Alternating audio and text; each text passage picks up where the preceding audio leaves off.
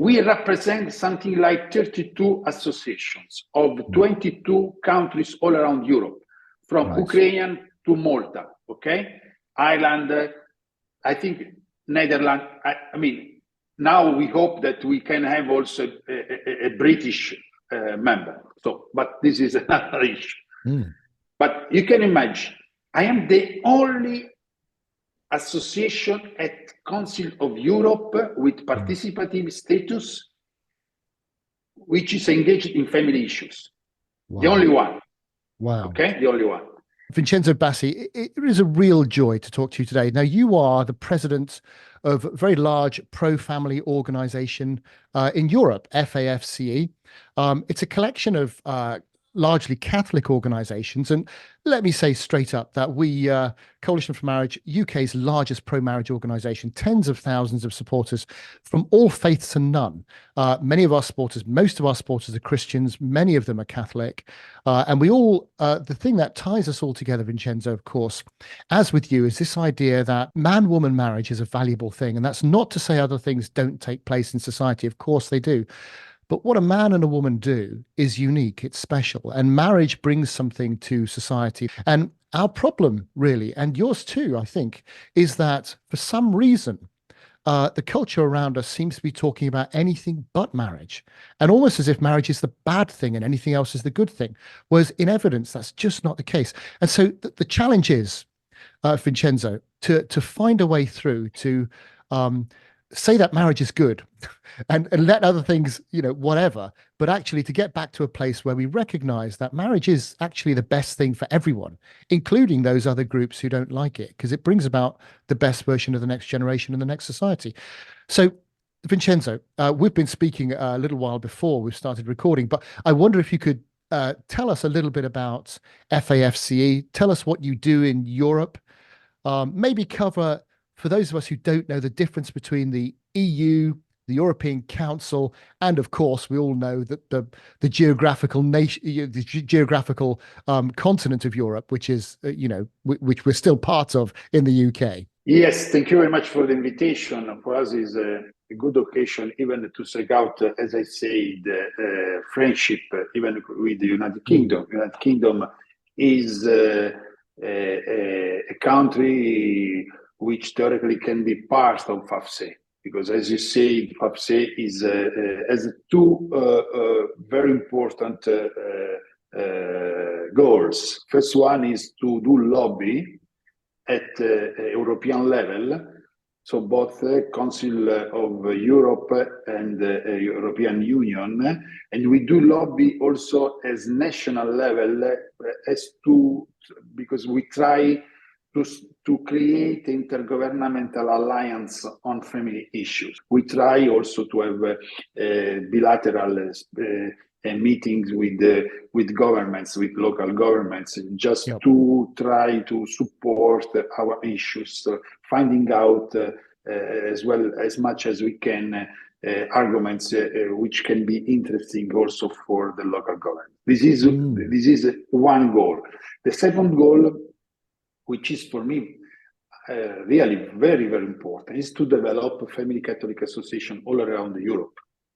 Because what we realized during the last years is that the loneliness is the worst sickness of the society in general. And we can care, let me say, this loneliness, creating new communities of families, network of families, because without recognizing the role of the family within the communities, I think that we cannot solve anything. The families cannot be substituted by the state. This is a reality, it's not an idea. This is the reality. And we are sure that the family is not the sick of the society, but is the care of the sickness. But on the other side, we should be realistic. During this time, in this time of individualism, each family cannot stay alone. Yep. So we have to also to try to support the constitution of network of families. This is what we are trying to do all around Europe. And for us, it's very important to work by constituting, by creating even alliances with other institutions, which can be pro-family, but also other syndicates or enterprises, associations. So with everyone who appreciates the role of the family. Can I ask you a question relating to what you've just said? It's quite interesting because you talk about loneliness and family. And I interviewed a while ago now a lady called Stella Morabito, who's written a book called The Weaponization of Loneliness. And in her book, and she's actually a former CIA agent or analyst, and in her book, she her premise is that actually there's a covert intention to propagate loneliness in society and to undermine families and split families up and get rid of the notion of family, which is quite a profound supposition on her part. And she's saying, well, it's because it's much easier for a government to be there and to be needed for individuals because families are self-sufficient. Families are the smallest government unit. They don't need big government. They don't need control. They pass on customs from one generation to the next. And so really, if you can promote loneliness and if you can promote individuality, then actually it makes it easier for you to govern and you can have a lot more power. It seems like a crazy thing to say. Do you think there's anything in what she's saying there? Let me say that the loneliness is the consequence of the illusion of the autonomy of each one. Right. So in principle, we are social animal, zon politikon, as Aristotle used to say. This is an illusion. It could be also, for example, I have 3 children, a wife. Sometimes I like to stay alone. So yes. but it's an illusion. I cannot stay alone 1 day, 2 days, maybe 2 days, but otherwise I need other people. But on the other side, if you have the welfare state, and the welfare state provides you everything you want, okay, you can stay on the material point of view. You can stay alone. You can stay alone because you don't need anything. And so when you are alone, you are getting used to stay alone. In principle, you don't need to do other things. But on the other side, you don't have a confrontation. You don't speak with anyone.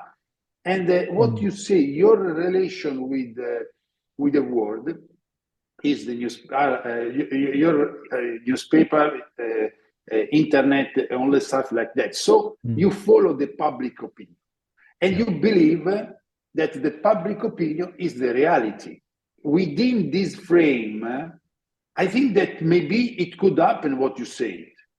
Because if you are detached from the reality and you believe that you follow the reality, it could be a problem for you. Because you can get, maybe the people who lead the public opinion can conditionate your point of view. I don't know whether it happens. It depends on the people, of course. We cannot generalize, but it's something that can happen. If you don't destroy the families, the democracy is more easy to be understood and also to be exercised. This is the experience in Italy, for example.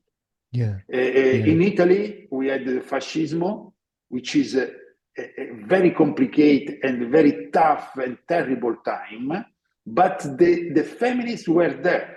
The family, the community, the communities as the communities of families were there. And when we changed and we came into democracy, we didn't have problems in principle. We didn't have problems. We accepted it without problems. So if you look at the very strong dictatorships, you can see that maybe the families has been considered as an enemy.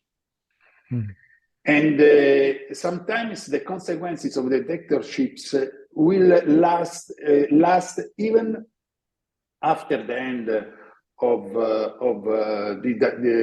the government, because they have to rebuild even the civil society, and you can't do that without families. It's interesting because those people who are leading Europe in many ways are the most likely to be married themselves and have children and secure family environments. And we know from research done in this country that 90% of the richest mums are married, for example, and only 20% of the poorest mums are married. So it's definitely, the leaders of Europe will know the value of marriage and family, and they follow it themselves.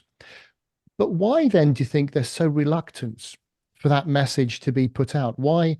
Why do we find it's almost anything but marriage, which comes across in the rhetoric these days? As I said, I speak about my experience, so I don't want to seem arrogant to say that what I'm saying can be applied everywhere.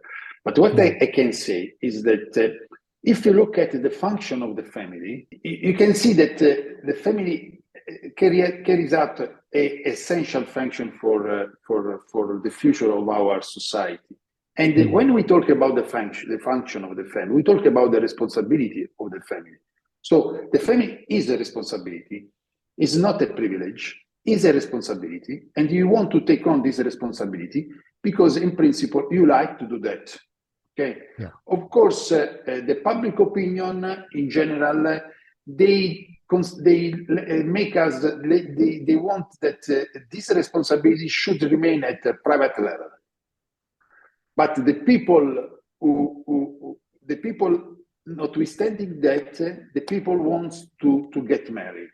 Now the problem, this is the difference, the strongest difference. If you look at the past, because in the past everybody would like to have a family. It was interclasses,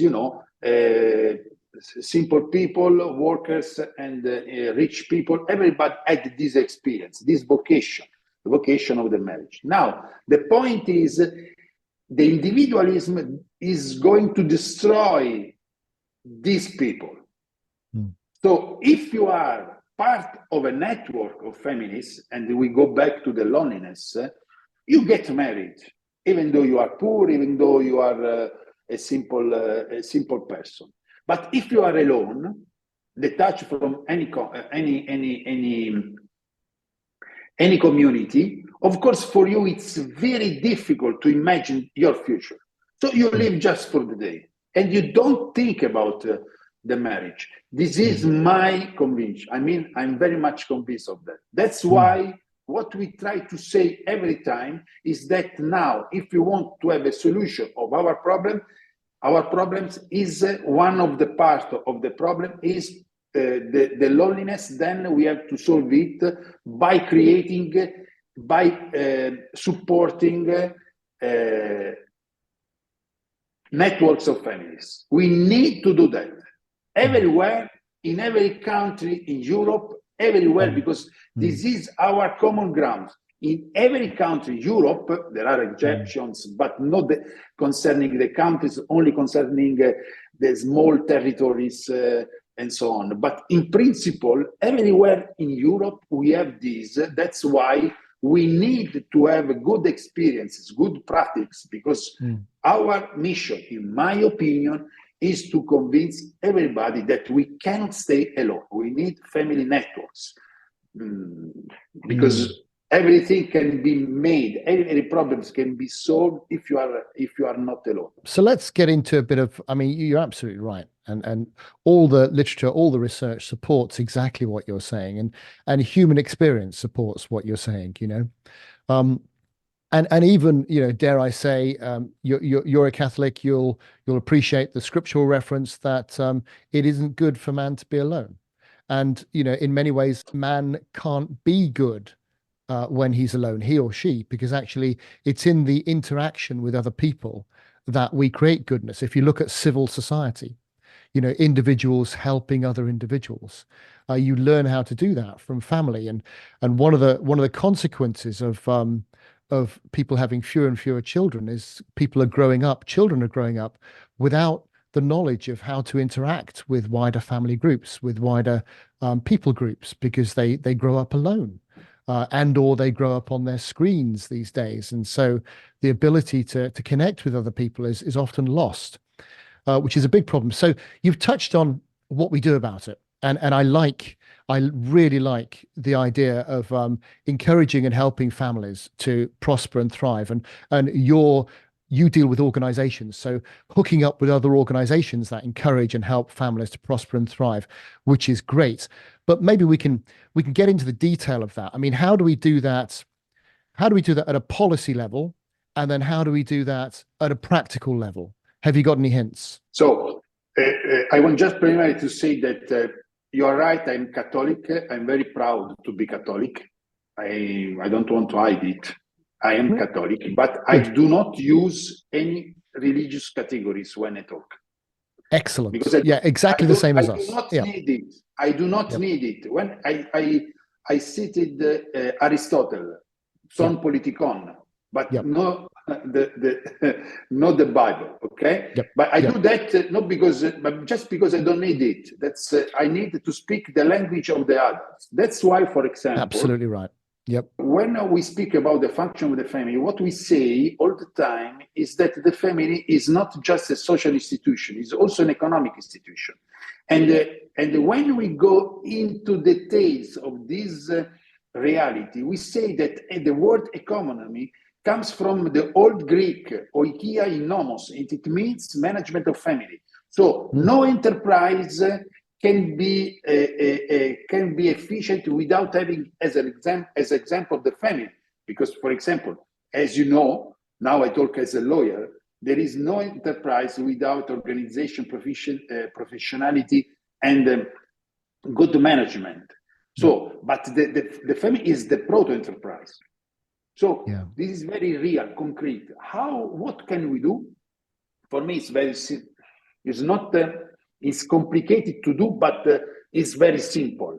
It's very simple. First of all, vis-a-vis the government, as we said, we have to recognize.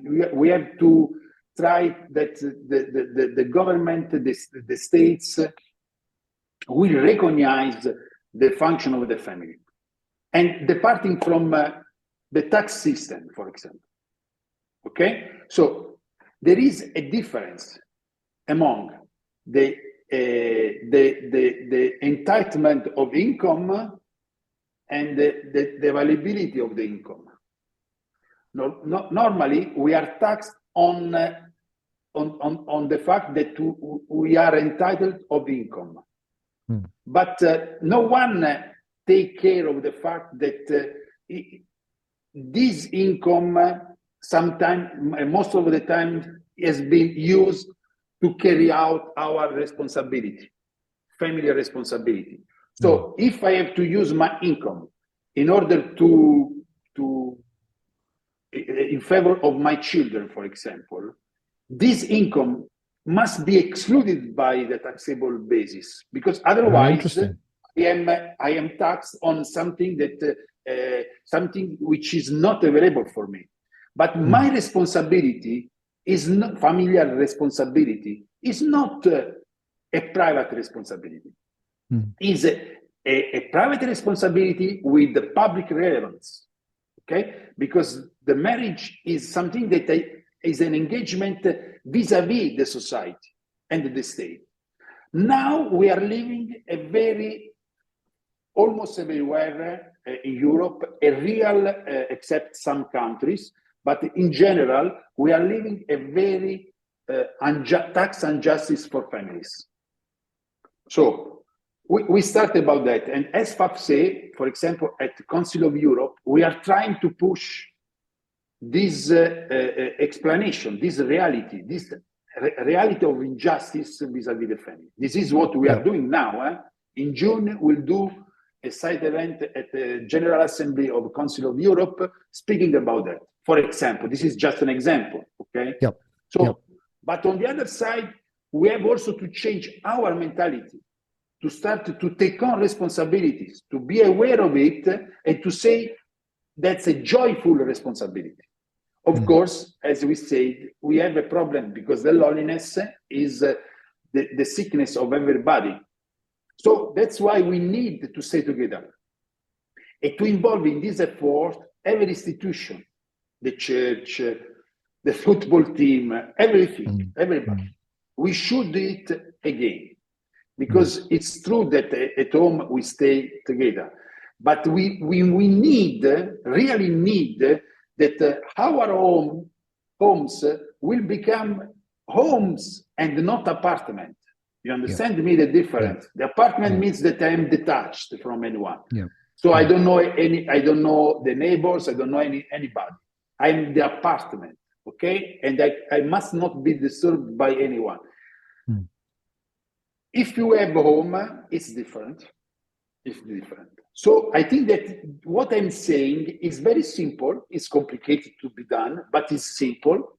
And we can do that together. That's why we need to stay together. And we need also the British. You understand me? Yes, yes, yeah.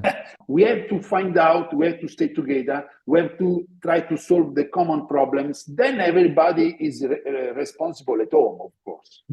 Yeah. But we need more communities, because one of the reasons for which now we are living in a very terrible times is because the states are getting, states and huge interests are getting more and more important, and there is no space anymore for communities.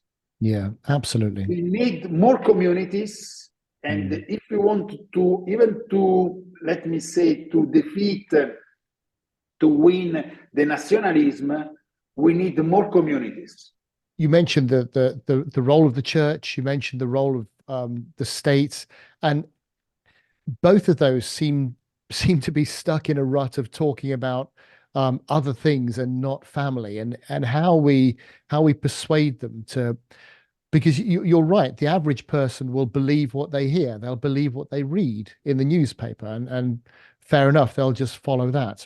So we almost need to persuade the people that do the persuading, and that's the real challenge, isn't it? So that's the one bit from above, but then I think you're right that there's a grassroots element to this as well. So from the bottom up, really, it's like it's interesting. I mean, we focus as an organization on marriage, but if you look at the abortion debate in the United States, there's a massive swing towards people who are more pro-life over the last 10 to 15 years. And there's a simple reason for that, is that pro-life people have more children. And those children grow up, and generally in families, you adopt the ideological positions of your family. You grow up, it's very easy to program children, train a child up in the way they should go. And when they're older, they won't depart from it, And both sides know that, which is why we're getting a lot of input into our schools these days, quite interestingly. So I'm very interested how we encourage families from the bottom up, how we get into contact with them, and we encourage good, strong, healthy marriages. We encourage people to marry earlier.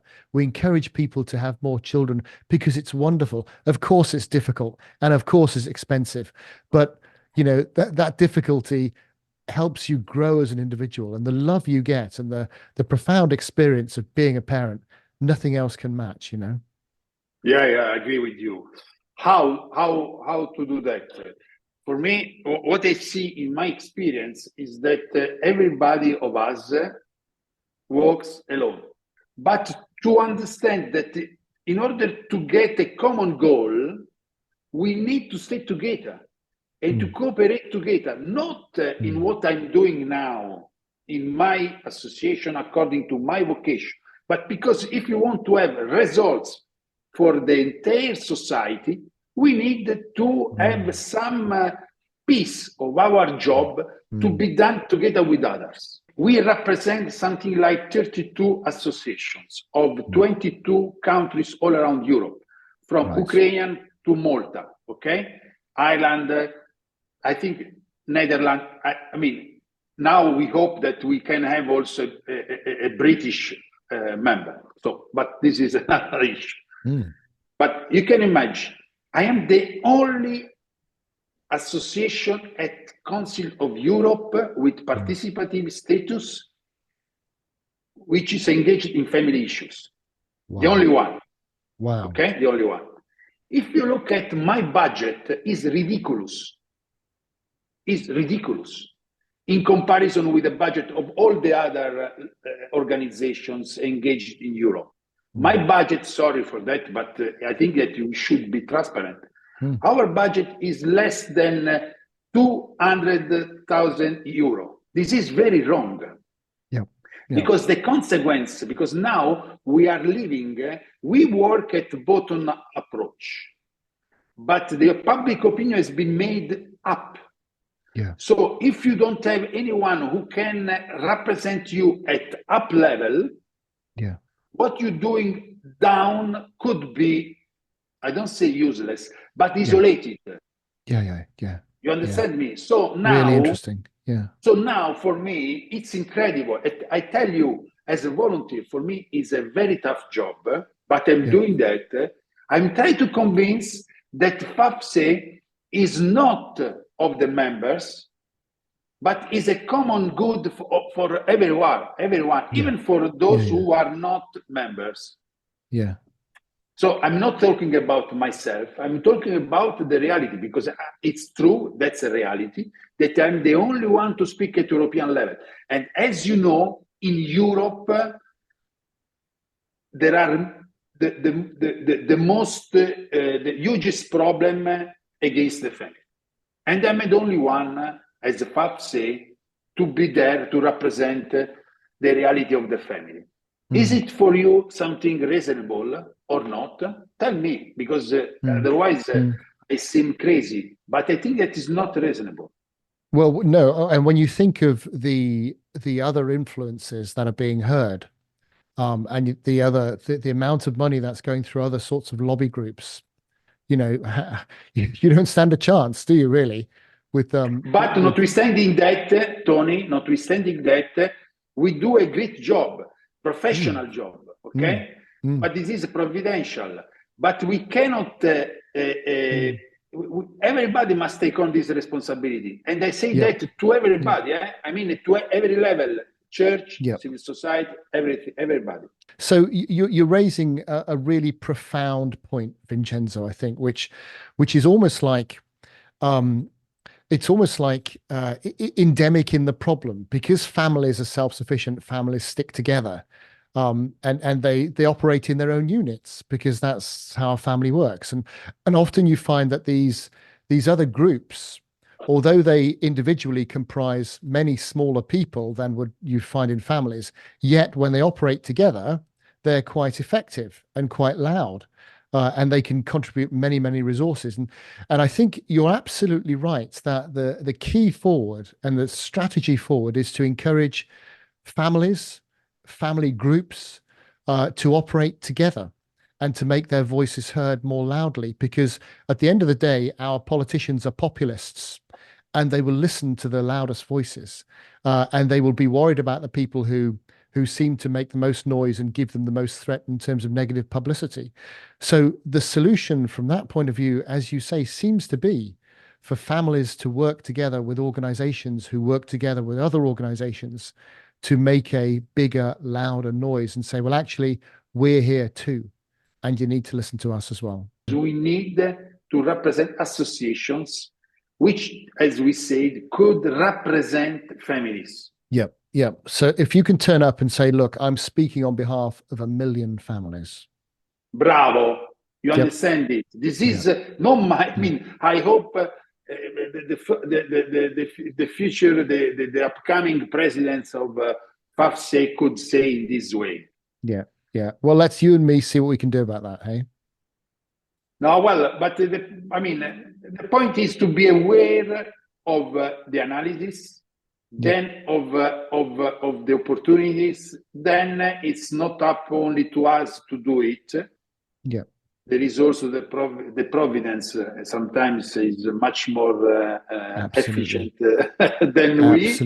Absolutely. But on the other side, we are here. So please, I don't know what you can do, but I think that everything you will do will be done not for FAFSE, but for everybody. Absolutely. And well, here's the start. Hey, let's see where we go from here. Let's do a joke together. Now I am the president of the only family Catholic federation in Europe, but I do not, apart from France and Südtirol, I do not represent any family because I represent just associations. Okay, but if we had all around Europe family networks, okay, that will be that are part that were part of state association, family associations, then European associations. You can imagine that I could be somebody of the most powerful president in Europe. Yes, interesting. Yeah. Okay. Yeah. So I don't. Yeah. I'm not talking of myself because I know you're not. I know. It will happen. I don't know when. Yeah. But now our goal is to have these networks because even on the political grounds, the situation will change. Because if the president of a family associations is representing not associations, but families, I mean, the situation could change. No, will change. Okay. So I think that this is also a question of a vision. Yeah. Okay? Yeah. If you are inspired by the families, you must have a vision, and this is my vision. Well, it's mine too. You know, I'm grateful. I get a chance, Vincenzo, to go up and down the country and talk to thousands of our supporters, and I have done over the last however many years. And online, I get to speak to brilliant people like you. Well over 100 interviews, looking for the way forward. You know, and again, I think you're absolutely right. The idea and the way forward seems to be to encourage more people who agree with promoting man-woman marriage, family, to stand up and speak together, because that's how your voice is heard, and that's how you make an impact. And so I love the fact that you want to find a way of doing that too, that you're the only guys that are there at European level. I am the only guy. This is true. Yeah, and the idea of helping you is very, very attractive to me. So a lot of people will hopefully look at this, that hopefully there'll be organizations that come and find out about your organization. But you and me need to talk more about how we get that network of families that you're talking about, because I think that's so important. Yeah, I think so. I'm very happy to have to stay with you now. For example, for me, it is very important, for example, to change, to speak the language of the others. For example, just to give you an example. Yeah. If I speak with the politicians, I use a language. I speak about demography, which could be for them a worry. I like also to speak with bankers, with entrepreneurs. Because if I speak with the bankers, I say, look, without family savings, just to give you an example, without family savings, your bank cannot go on. Because for you, the family savings is like the petrol for a car, is the same. You cannot go on. But you have family savings only when you have stable families. So supporting families is your problem as well as my problem. And for the entrepreneurs, it's the same, because the great part of the enterprises are family enterprises. So they understand the value of the family. So even for them, because with divorce, separation, they go. All these experiences are a problem even for the enterprises, because if the family collapse, even the family enterprise collapse. This is the experience. I'm not talking about ideology. That's just the reality. So I try also to have alliances with them. So the family is really, let me say, the origin of everything. And it's very simple to be explained. Great. Vincenzo, listen, it's a joy to talk to you. You've added to my thinking, and that's always wonderful. I've got some very concrete and practical ideas how we might take things forward, which we can discuss afterwards. But can I thank you for the work you're doing? I'm really, really pleased to have discovered your organization and to be able to tell more people about it. And I hope that together we can work to promote families, man-woman marriage, and all the things which make society wonderful for everyone. It's been a pleasure to talk to you, and I'm so grateful for your time, Vincenzo Massi. Grazie mille a voi. I hope to see you again, even, I don't know, everywhere in Europe. I think that staying together is really what can help us not to give up.